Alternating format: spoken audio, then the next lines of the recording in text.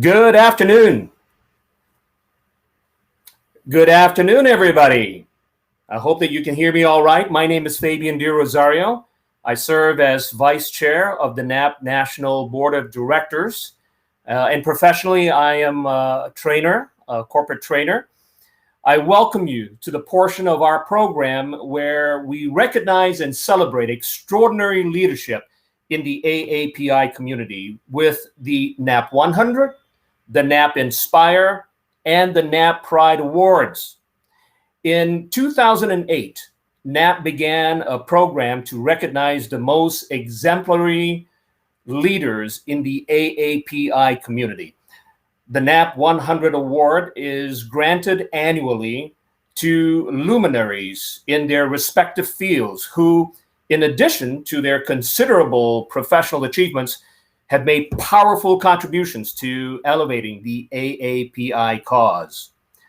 Previous award winners include Secretary Elaine Chao, Senator Daniel Inouye, actor and activist George Takei, PepsiCo's former CEO Indra Nooyi, Super Bowl MVP Hines Ward, and playwright David Henry Huang. In 2020, NAAP honored the author, journalist, and activist Helen Zia, and business analyst Ryan Patel, and transgender issues activist and legal advocate Cecilia Chang. This year in 2021, we're going to honor one individual for the NAAP 100 Award, multiple NAAP Inspire honorees, and to continue what we started a few years ago with a NAAP Pride honoree. We recognize and thank United Airlines for sponsoring the NAAP Awards and for providing each of our winners with a pair of round-trip tickets. Introducing our 2021 NAAP 100 Award honoree is Kim Cummings, Vice President of HR, Human Resources, and Talent at Children's Healthcare in Dallas-Fort Worth, Texas. And Kim also serves as a NAAP National Board of Directors member. Over to you, Kim. Thank you, Fabian. I'm pleased to introduce Padmashree Warrior. Padmashree is the founder, president, and CEO of Fable, a mobile-first company that brings stories for everyone, everywhere. Previously, Padmashree was the Chief Executive Officer of NIO USA, a manufacturer of smart electric and autonomous vehicles. In this role, she scaled the company from startup to a successful IPO in 3 years. Prior to NIO, she served as the Chief Technology and Strategy Officer for Cisco until about September of 2015. In this capacity, she was charged with aligning the company's technology and business strategy to business results. She was in charge of corporate strategy, mergers and acquisitions, venture investments, and strategic partnerships. She also held previous roles as Senior VP and General Manager for Cisco's Enterprise segment and co-led Cisco's worldwide engineering organization. Prior to Cisco, she was EVP and CTO at Motorola. Under her leadership, Motorola was awarded the 2004 U.S. National Medal of Technology. Padmashree Warrior's achievements in technology serves as an inspiration as well as visibility and representation in a field mostly dominated by men. Padmashree stepped up to leverage on her own executive presence to address how people in technology have defined working long hours as a badge of honor, and how this norm contributed towards stress, anxiety, burnout, and even suicide. At the height of her career, she pivoted to influence mental health and wellness by moving with her vision and creating Fable, a curated platform focused on enabling easy story reading as a means of improving mental wellness every day. Today, her ripple of impact and influence is simple, relatable, scalable, and ordinarily yet extraordinarily enough to inspire communities beyond Asian Americans to prioritize mental wellness. NAAAP is honored to present this year's NAAAP 100 Award to you, Padmashree Warrior.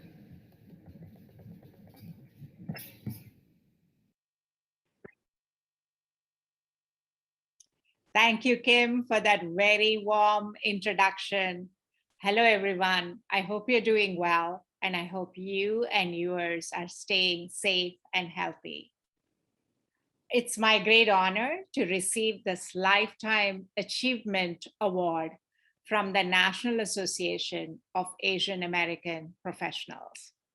After everything we have gone through this past couple of years, it is now more important than ever to come together as a community. It gives me great pride to say I am part of this community, and it means a lot to me personally to receive this award. I was born in India, I'm brown, and I'm Asian. I have been in the US for almost 4 decades now. I have worked here, I have built companies here.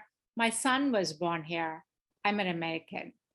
Together, as Asian Americans, we have contributed a lot to our society, and I'm sure we'll continue to contribute even more so going forward. So I feel each and every one of you deserves this award as much as I do. So I would actually like to share my award with all of you today. You know, in some sense, our differences makes us unique, right, as a person, but our humanness is what brings us together. That's what makes us the same. So once again, thank you very much for this award, and I hope you have a wonderful day and a wonderful year. Thank you.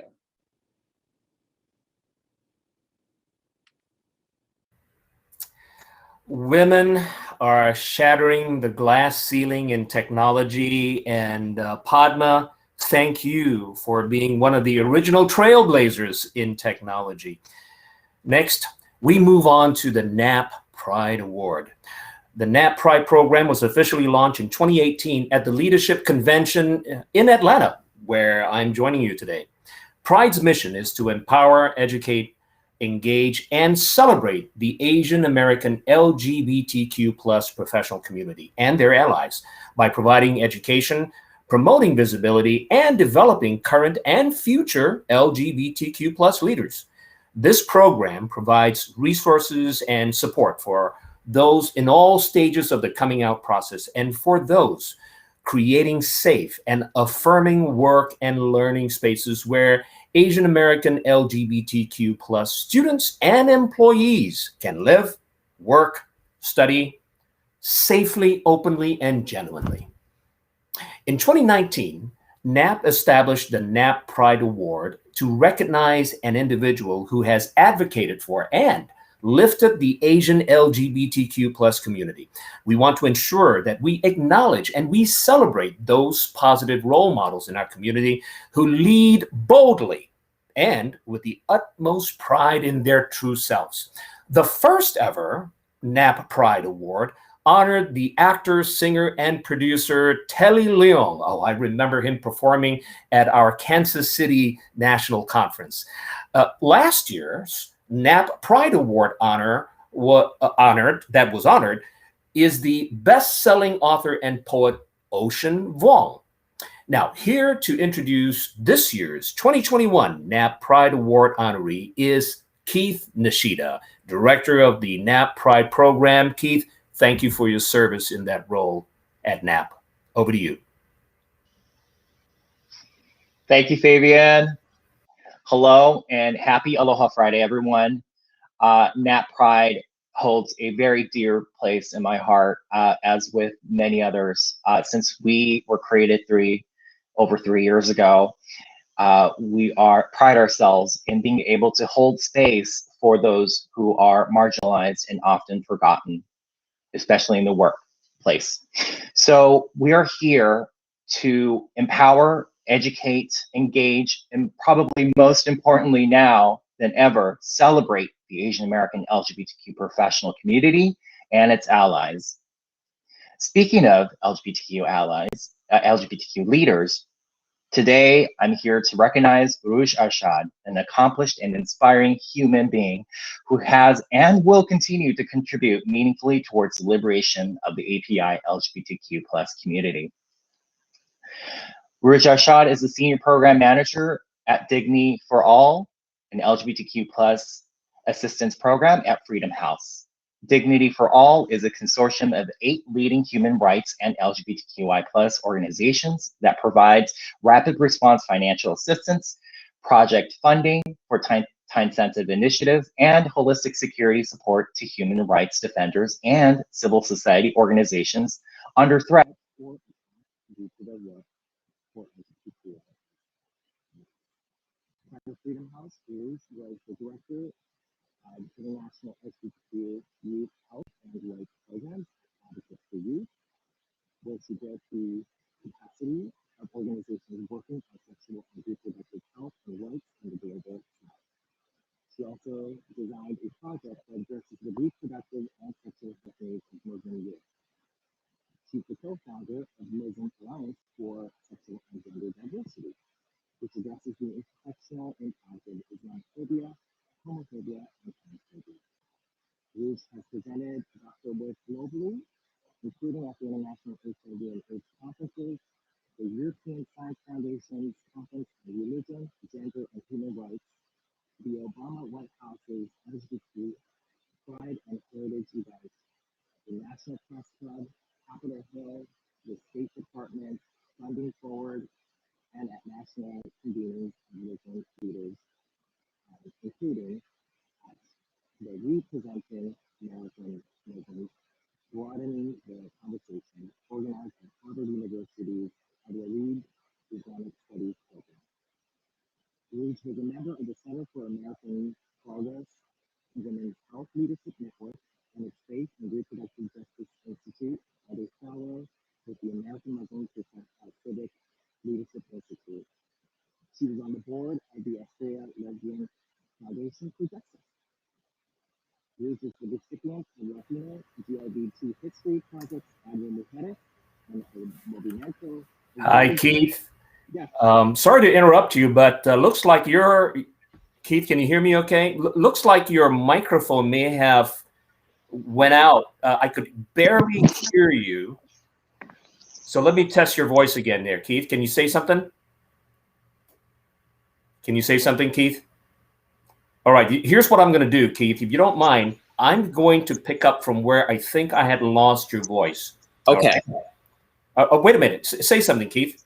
Yes. Wonderful. Could you start about 3 or 4, maybe about 4 bullets up, where you were introducing her as a co-founder of the Muslim Alliance? Would you start there? Absolutely. Thank you. So sorry for the technical difficulties.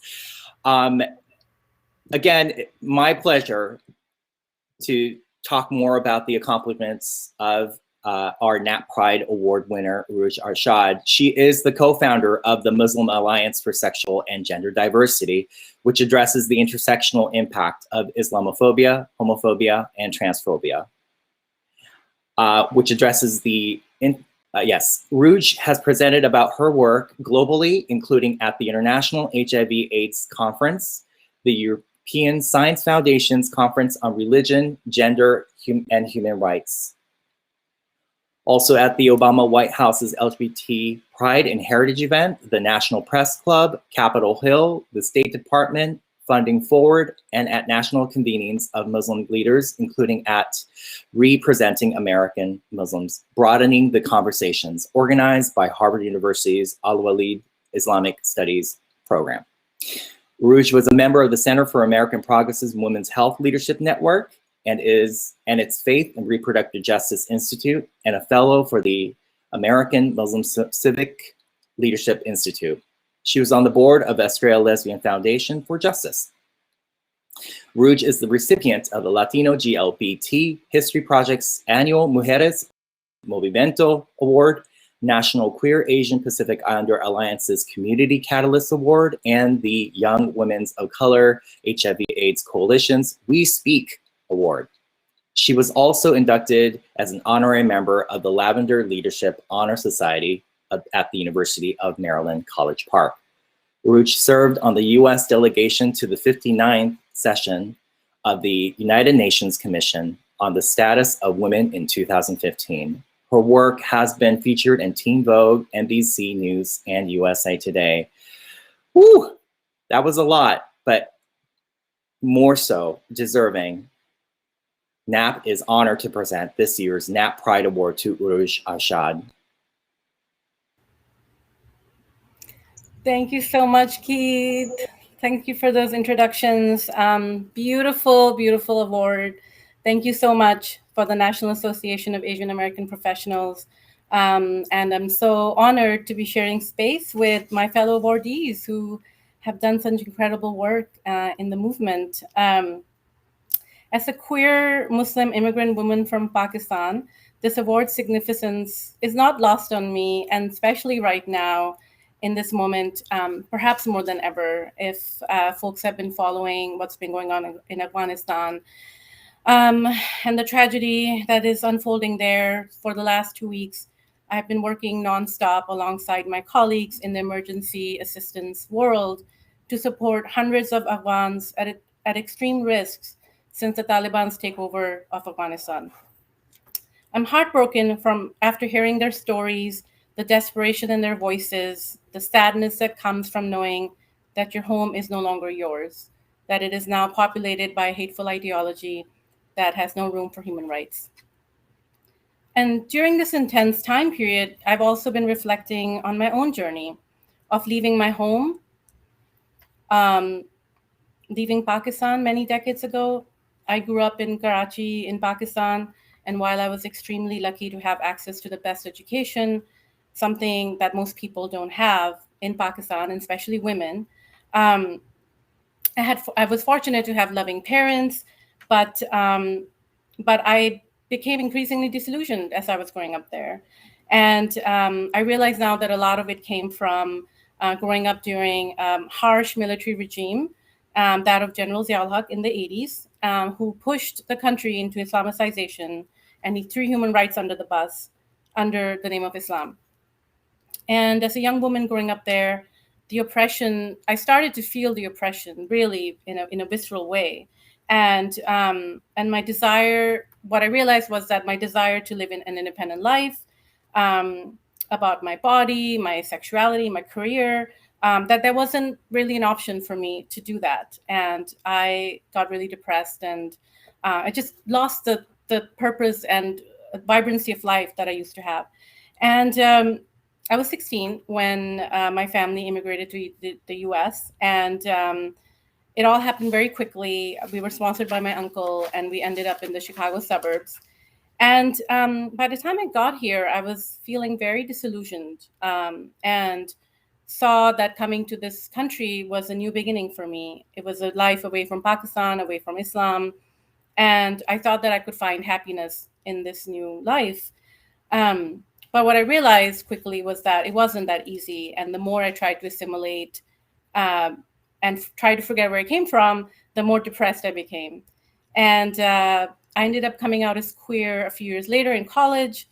And it's during that process that I also started to understand myself as a person of color, as an Asian American woman, and how important that was for me, those two identities together. They were inseparable. So I understood myself as a queer person of color. I got involved in queer organizing with people of color on my campus. But I also felt that there was something missing still. And it was the connection to my family, to Pakistan, to Islam. I hadn't figured out a way to reconcile all of that. And it was after I met my dear friend Faisal Alam in 1999. He's the founder of the Al-Fatiha Foundation, which was an organization that worked on the intersections of Islam and homophobia and pushing back and saying that, we can be LGBTQ Muslims, so we can be both. And meeting him changed my life. I met him in 1999. And knowing that there was another Pakistani queer person, someone who's organizing around LGBTQ Muslim issues, it gave me an example of what a friendship and what organizing could look like for my community. And it's been over 20 years since I first became involved in LGBTQ Muslim organizing. And I'm so proud of the work we've been able to do despite the hate, despite the ways that we feel invisible in so many spaces. The work has been really strong and beautiful. And that work in finding community and home in LGBTQ Muslims actually gave me the courage to start going back to Pakistan. And so in 2012, after 20 years of being here, I started going back to Pakistan and connecting with LGBTQ community there. And what I realized was that the Pakistan that I knew during the draconian days in the 80s, that wasn't the Pakistan that is today. And that Pakistan had been growing as well. So, for example, transgender communities fighting and winning to make into law the Transgender Protection Rights Act of 2018, to thousands of feminists taking over the streets of Pakistan every year for the Women's March. Pakistan had also been in its own journey, and I needed the courage to see that.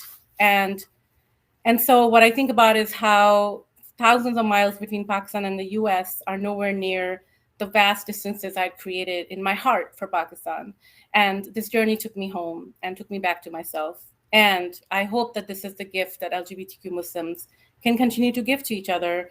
And also that we're not on this journey alone. We have been so fortunate for our allies, a lot of you all, who have been in struggle with us and in solidarity with us day after day, year after year, towards a path to liberation.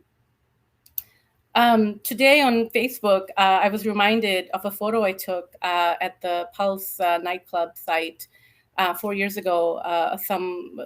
As you know, I'm the co-founder of the Muslim Alliance for Sexual and Gender Diversity, and we had gone there to pay our respects as part of a Muslim LGBTQ and allies contingent. And I remember I took a photo that someone has scribbled on the wall that love always wins.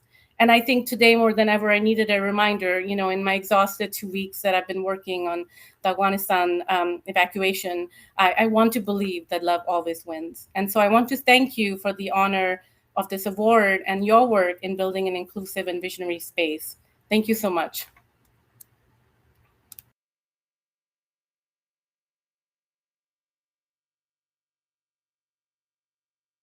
Thank you so much for sharing your personal story with us, and all of us at NAAAP wish you well as you help the people of Afghanistan. I see that you are in Washington, D.C. Next year, this leadership convention will be in person. That's what we're certainly hoping for. Please come join us. We would love to meet you in person at the Capitol Hilton where the convention is going to be. Let's move on to the NAAAP Inspire Award. In 2016, NAAAP created a program to recognize our most promising up-and-coming leaders in the AAPI community. Inspire honorees are leaders in their communities, and they make significant contributions in business, government, or nonprofit sectors. Over time, this award has grown to include and recognize leaders who have made bold, inspired departures from their usual work to utilize their platforms in affecting positive change in unexpected ways. This year, we have 3 Inspire honorees whose passion for their chosen paths are truly inspirational. We cannot wait to see what heights they are going to reach. Introducing our first 2021 NAAAP Inspire Award honoree is Chang. He serves as the Global Assistant Treasurer for UPS, one of NAAP's biggest sponsors, and he also serves as chair of the NAAP National Board of Directors. Over to you, my friend.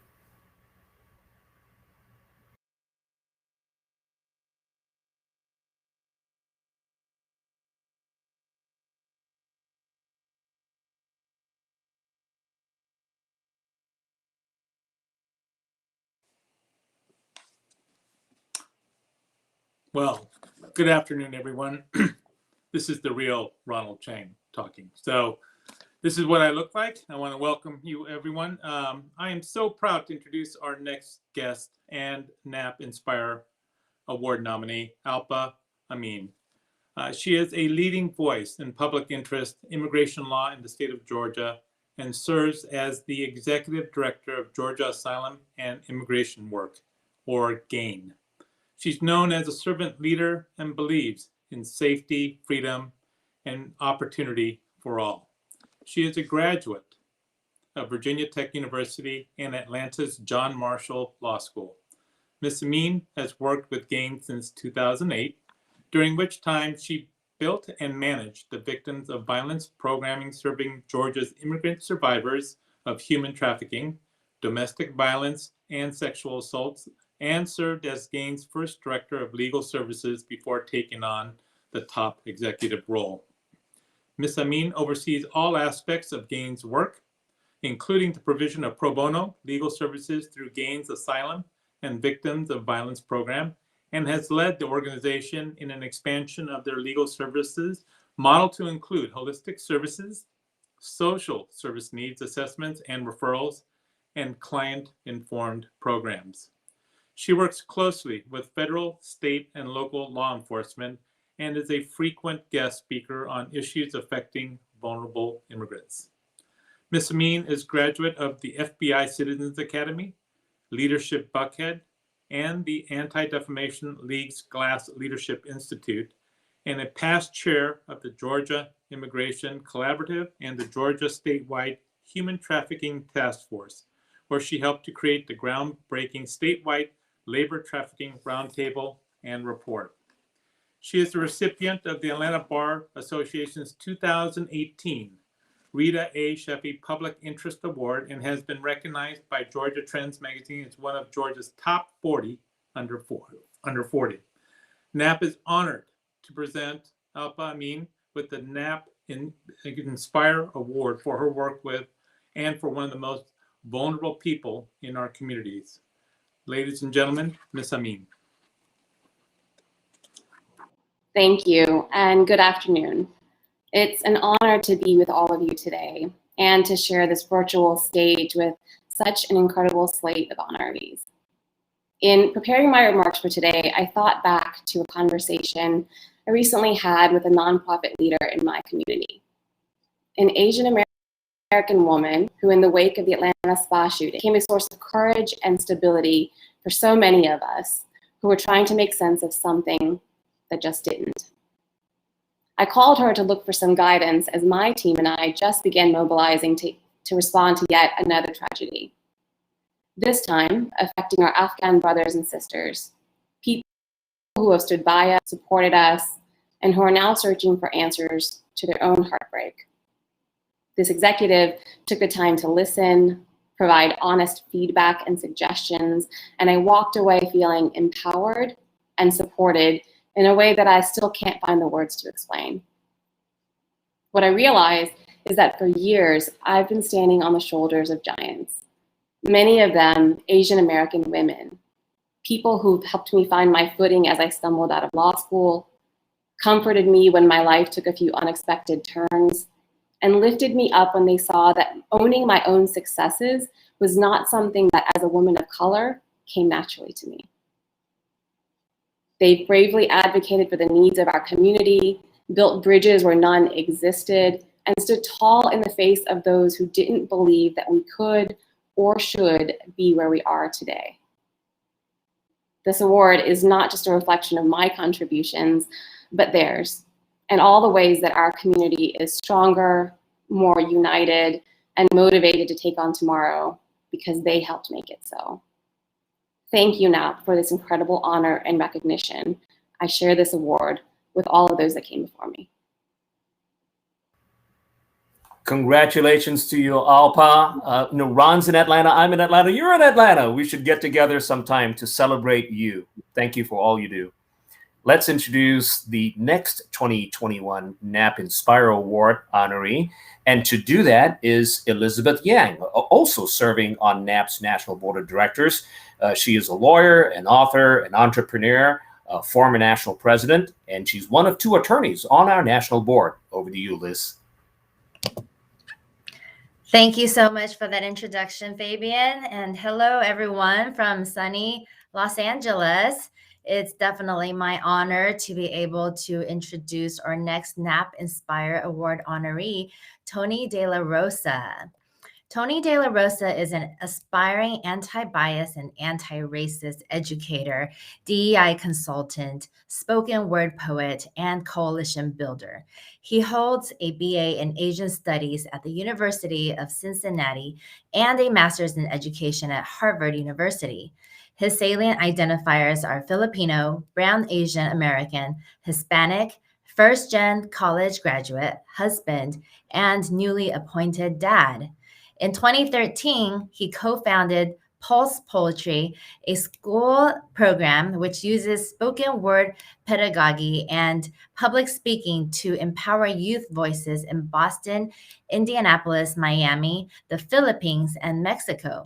Because of his youth work, he was handpicked by the U.S. Filipino Embassy to serve as a delegate and on the board of the Filipino Young Leaders Program, a 501c3 aimed at strengthening U.S. to Philippine relations. In 2019, he founded Tony Rosa Speaks LLC, which provides DEI coaching, consulting, and motivational speaking services.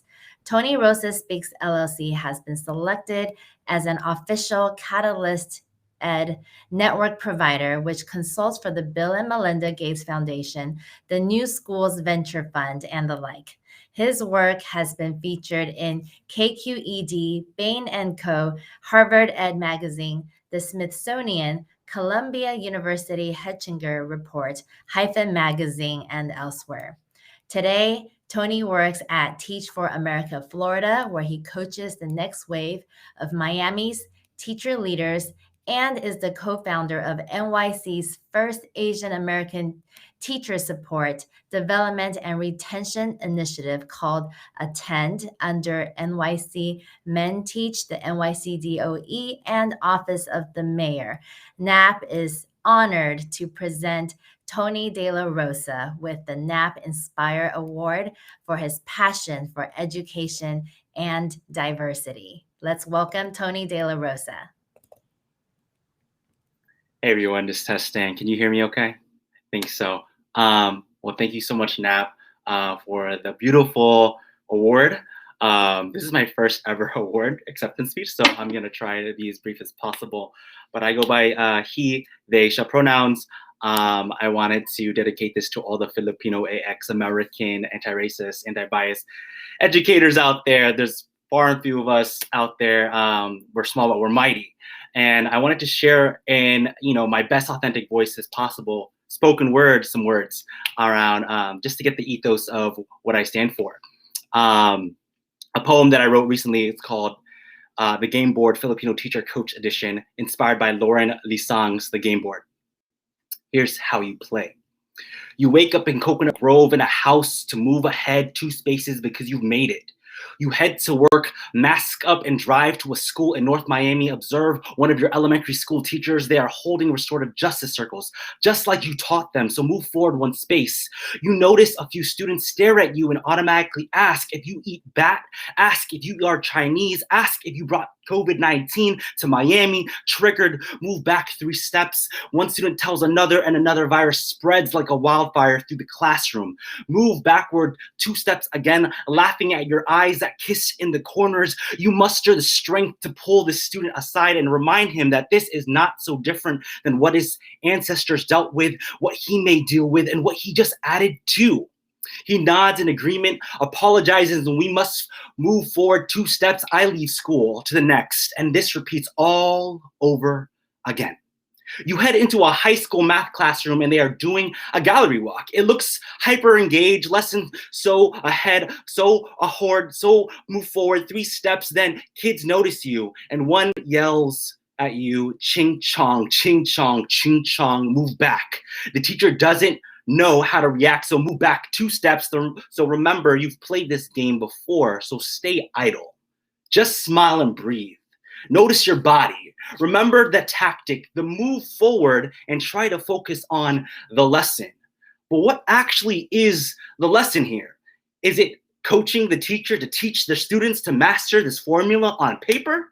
to master the myth of meritocracy? Or is it something else? Or is it something that requires an undoing, the peeling of a hardened layer? To get to the core of a teachable moment, you must prepare for a teachable movement. There's no cheat codes. You must remember that unlearning takes time because it happens at the speed of trust. So I wanted to share that poem just because that's kind of my day-to-day work that I do with Teacher America. I coach teachers in Miami-Dade, and I'm very, very privileged and humbled to do so. And yes, one thing I want to do to charge and move our community forward, not just the Asian Pacific Islander American community forward, the whole community forward, is, at least from an education standpoint, take a look at Illinois and what they're doing with education and mandating the Teach Act, right? Which makes every school teach Asian American history across the state. Now, I need everyone who's in this space, whether Asian American or non-Asian American, to advocate for that kind of advocacy and bill in their states after 9,000 reported hate crimes and racist crimes have been targeted towards us nationally, according to stopaapi.org, right? So please, please keep your eyes on that, right? And that bill is actually in place in 2022, 2023. We need to act on that now. So that's something that I want to have everyone think about. How can we advocate for that kind of policy change? So on the ground level, the students, right? Teachers, you know, I can deal with it, right, as a coach. But for other teachers and for the students who are AAPI, right? The lone wolves in every classroom, especially if there's not a lot of AAPI students, right? They deserve to see themselves affirmed in education. So if we can do that, please advocate for that. And yes, mabuhay, thank you again, NAAAP, for giving me this platform. I hopefully can see more social justice work come out of it as well. Thank you so much. Peace, peace. Bye. Tony, oh my gosh, thank you so much. Inspiration, knowledge, call for action. Tony, congratulations on receiving the NAAAP Inspire Award. You certainly are inspiring us. Now, introducing our next 2021 NAAAP Inspire Award honoree is another NAAAP National Board of Directors member. Her name is Aurora Austriaco. She's co-founder of Valentine Austriaco Bushell Law Firm. She's the past president of the Chicago Bar Association and the current commissioner for the Illinois Courts Commission. Aura, over to you. Thank you so much, Fabian. I am from Chicago. I want to congratulate all our awardees, but a shout out particularly to my fellow Filipino, Tony DelaRosa, mabuhay. Great job, all our awardees. Last but not least, of course, it is my honor to introduce Francesca Hong, a first-generation Korean-American mother, chef, community organizer, and the first Asian American elected as a Wisconsin state representative in the 76th Assembly District, which for many of the people listening here, that is a very difficult position to have. Francesca Hong established the Culinary Ladies Collective, an organization empowering women and non-binary food and beverage professionals through shared resources, networking, and fundraising for nonprofit organizations, where she serves as the current board president. She also co-founded Cook It Forward Madison, an initiative bringing healthy meals to underrepresented communities. And she's an outspoken advocate for AAPI representation, sponsoring and co-sponsoring legislation, condemning anti-Asian hate, recognizing API-DA Heritage Month, and expanding veteran benefits for Lao veterans of the Vietnam War. She's an active member of the AAPI Coalition of Wisconsin and was named to the 2020 list of the most influential Asian Americans in Wisconsin. NAAAP is honored to present Francesca Hong with the NAAAP Inspire Award for her dedication to AAPI causes and representation. Francesca? Thank you so much, Aurora. Good afternoon, everyone. I am incredibly honored to be able to share space and have this platform to speak to you all today. My name is Francesca Hong. I am the proud daughter of Korean immigrants, and my pronouns are she, her, hers. I'm currently in the Wisconsin State Capitol in Madison, Wisconsin, and I want to recognize that we are on occupied Ho-Chunk land, and a shout out to the indigenous movement leaders fighting for against the Line 3 pipeline in Minneapolis right now. My journey begins here in Madison, Wisconsin. I'm born and raised, and I just wanted to give a little bit of a background on me because it really is something that I've been reflecting a lot on when I think about my current position now. My parents immigrated here in the late 80s in pursuit of a better life, in pursuit of education, in pursuit of hope. I think they always had the intention to go back to South Korea, but really stayed for my sister and I. And being a daughter of immigrants, I think we always think about many immigrant children, we think about the sacrifice our parents made and what we must do to live up to those sacrifices. And in doing so, I think it's built an empathy and a compassion for many of us in the immigrant community. And those of us in the AAPI community, we're building on that. That is the politics that I bring to this office. It's one of building empathy, compassion, and knowing that the culture of politics can shift. And we in the API community have a responsibility to shift that because we understand representation. We understand that we deserve more than representation. And we understand that the diversity within our representation is ultimately our strength. It's how we lead. It's how I receive inspiration to lead from others in the API community. And I'm incredibly grateful to be able to share this award with those in the 76th District, in my API community, the API Coalition of Wisconsin, other API leaders in this state, specifically the women leaders, especially in the Hmong community, who continue to lead oftentimes silently. And my job is to amplify their voices, their work, their organizing, and their community leadership. We all know that nothing happens alone. So again, I share this award with the other honorees as well. And I am so incredibly grateful to be able to continue to spread the message of resilience, of building resilience through empathy, through compassion, and knowing that unapologetic leadership from the API community is needed truly to move our communities, our states, and our nation forward. So I ask all of you to take action today. Ensure that those neighbors closest to you understand that you see their humanity, you see their dignity, and you see their respect for you. It's how I choose to lead here, and it's how I hope that many of the leaders that are in this space today will continue to use as a lead unapologetically in their communities. Thank you all so much again for this incredible award. I am honored. I share this with you all. Again, I share this with Wisconsin, and I share this with my parents. Well done. Thank you, Francesca. Congratulations on being elected to office in Wisconsin and for your message of compassion and empathy. So important. Wow. Are you inspired? I am. Wow. What a phenomenal group of individuals. A huge thank you again to everyone that we have honored here today. Thank you for your inspiration, all that you've done to elevate and empower your communities, all of us, and certainly generations to come.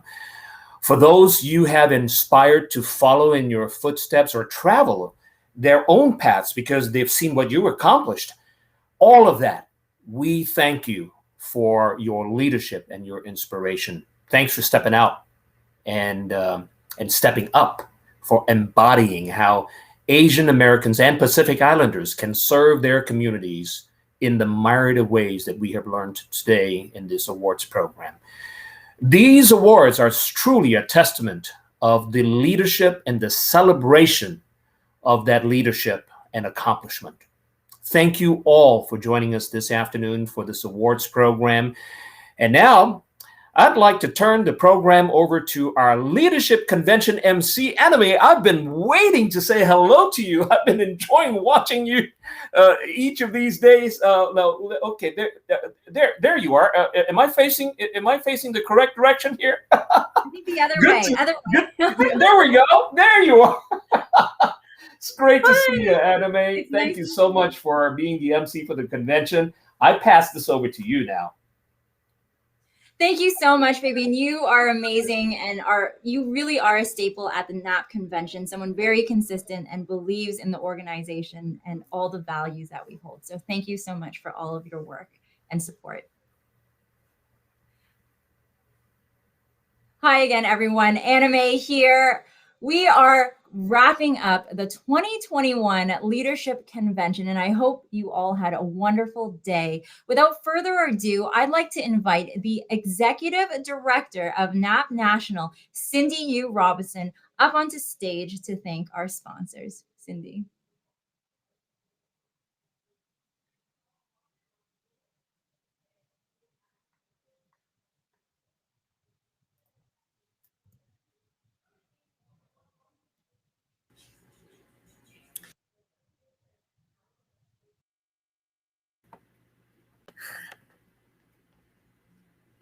Am I on? There we are. Hi, everyone. I'm Cindy Hugh Robinson, as Anime had referred to. I am very, very pleased that you stayed till the very end. I was watching the awards and got really caught up in the poems and the calls to action. I'm really, really pleased that our award winners could join us live. Thank you so much to our board members who presented, to all of you who listened and hopefully are very inspired. And let's hope to have all of these award winners in our NAAAP lives in the future. My role here is just to reach out and say thank you to all of our attendees, our speakers, our sponsors for making this possible. Going from a 3-day in-person event to a virtual community of 4 Fridays has been a bit of a challenge, but hopefully you've enjoyed it as we have. We're genuinely interested in your thoughts of how it went. So if you would, we want to hear about what you thought of the topics, the speakers, the virtual nature of all of it. And at the conclusion of today's programming, there's going to be a networking session. You can give us some feedback there, or you can go straight to our evaluation, which is showing up in the banner on your bottom left. It's bit.ly, bit.ly/LC21eval. We are interested in what you think of this format and whether you'll join us next year if it's in person or if there are other changes, how you would react or respond to it. We want to acknowledge our convention sponsors in the slide shown to my left or to my right. Without their generous sponsorship and support throughout the year for this event and so many other things that we do at NAAAP, we couldn't do it all. We are moving forward with our mission. We didn't skip a beat during the pandemic or quarantine. We were able to continue with recruiting, developing, connecting, supporting, and celebrating Asian, American, and Pacific Islanders. So thank you again, sponsors, for making that all possible. And thank you for your engagement in providing speakers for this convention and really enlightening us with what you've done yourselves in your organizations. With that, I'd like to turn it back over to the convention team and to our MC, Anime. Please, please continue to support NAAAP. We hope to see you in person or online real soon. Anime?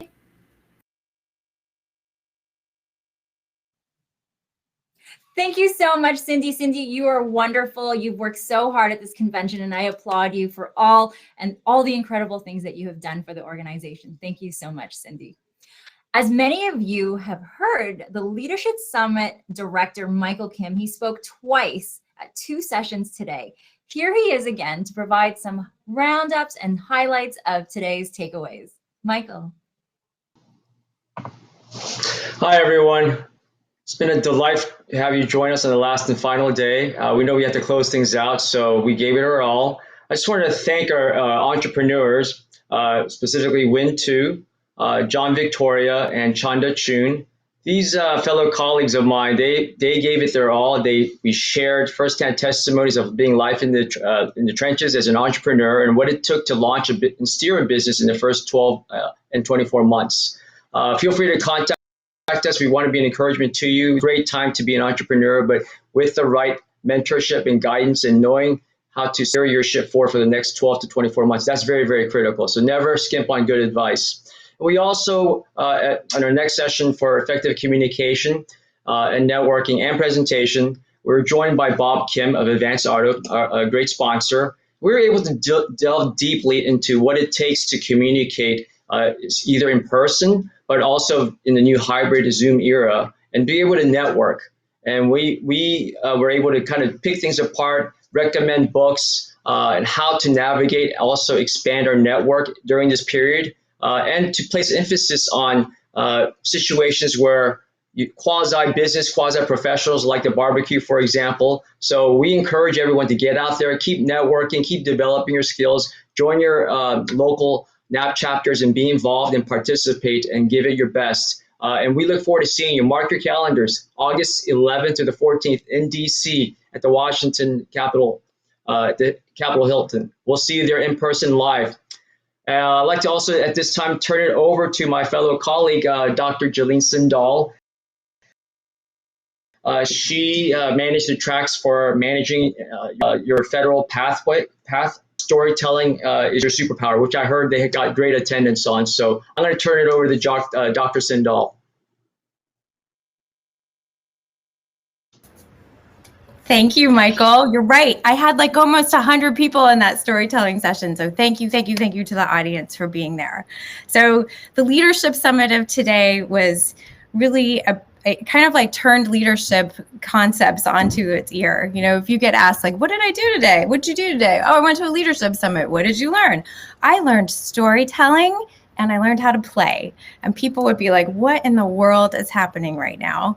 And really, those are two of the things these are the skills that leaders of today will need. I mean, you know, I don't need to tell any of you how complex and volatile the world is now. You know what that is like. And personally, people know what that is like. And these two skills are going to be the game changers for leadership now and in the future. So what did we take home from both sessions? We had the Storytelling is Your Super session with Eric, your superpower session with Eric Wan, and we had Play Your Way to Ikigai with Jeff Harry.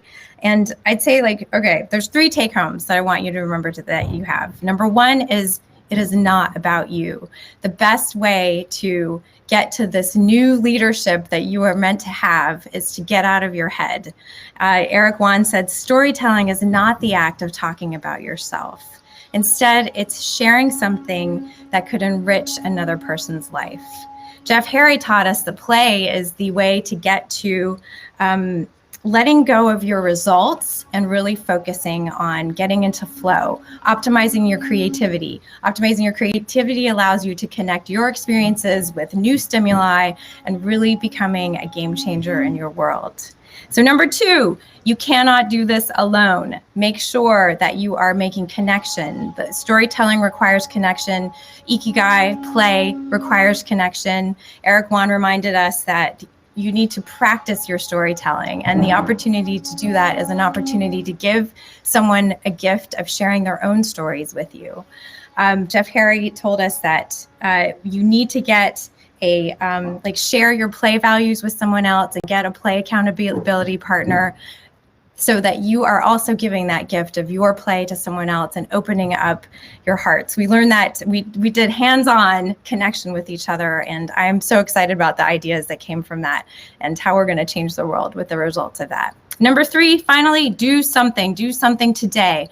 Eric Wan said, get your journal, start scanning your world for stories, start writing them down, find the patterns that make you the leader that you are.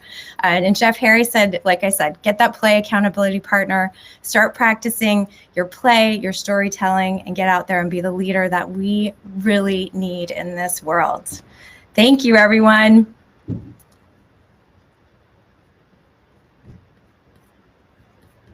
Thank you so much, Dr. Sindall.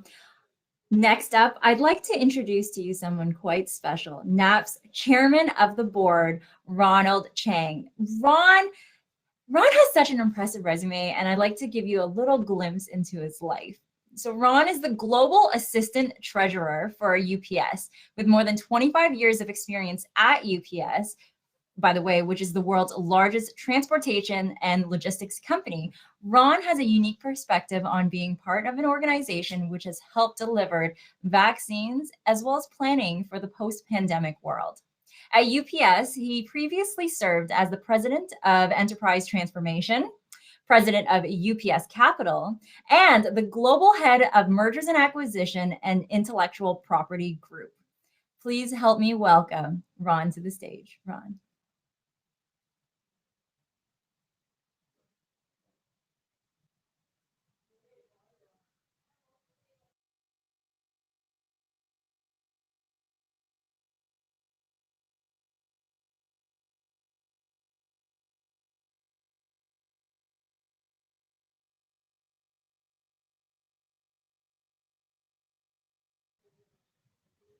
Ron, you are such an entertainer, but we can't hear you.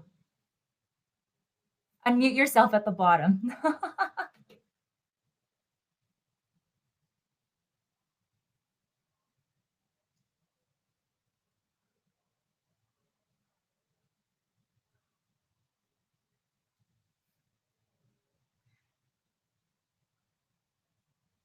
So as Ron prepares and just fixes the technical issues, I'd like to tell you a little story about Ron. So Ron is probably, and him and Fabian are staples in NAAAP. Hi, Ron. We can't hear your lovely voice.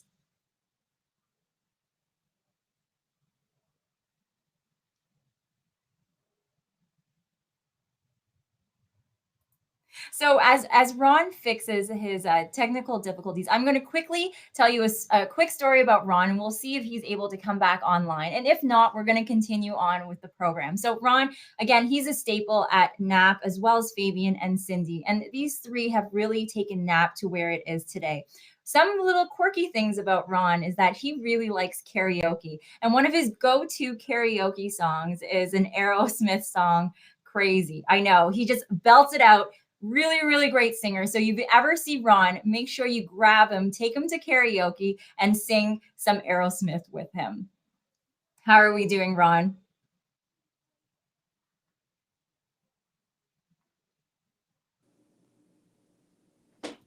Now? We can hear you. Are you going to share a little bit about your singing voice? Yeah. Singing? No. Everyone, don't tell him what I told you. It's a secret.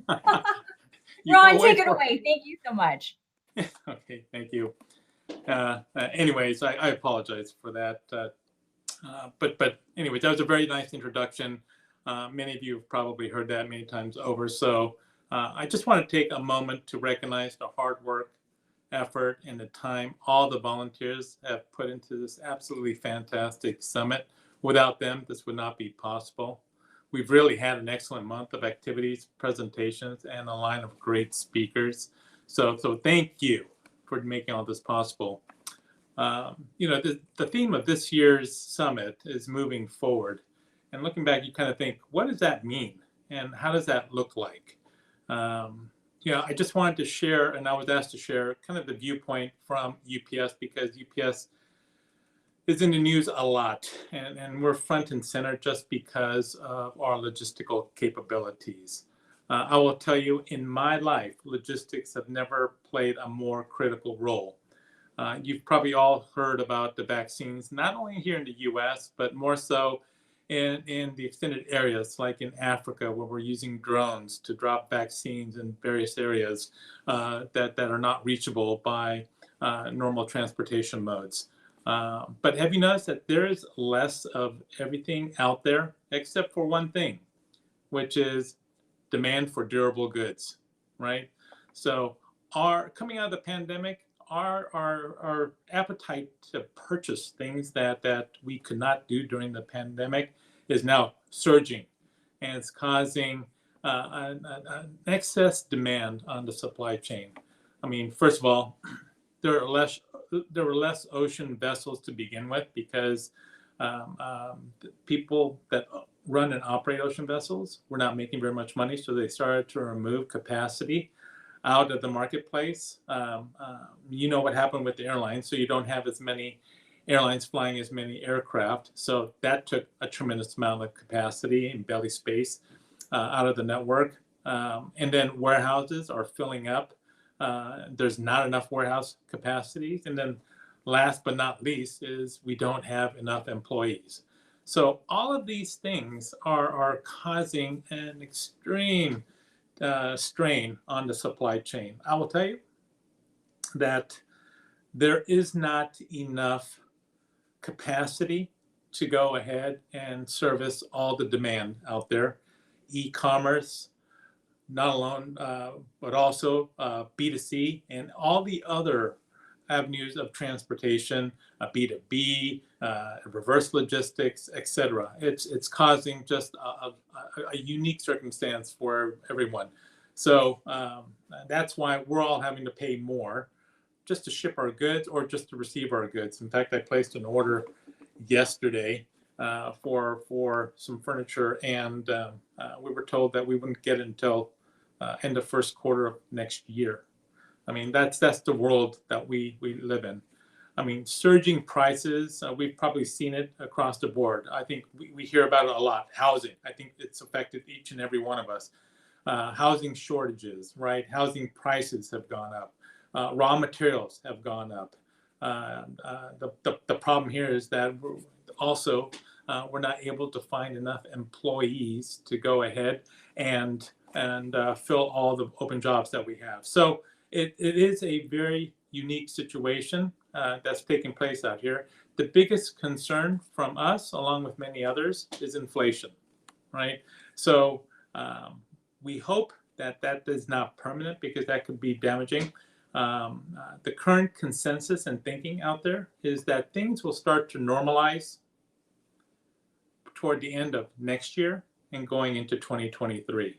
So we're going to have to live with this a little bit longer, and unless something else happens with this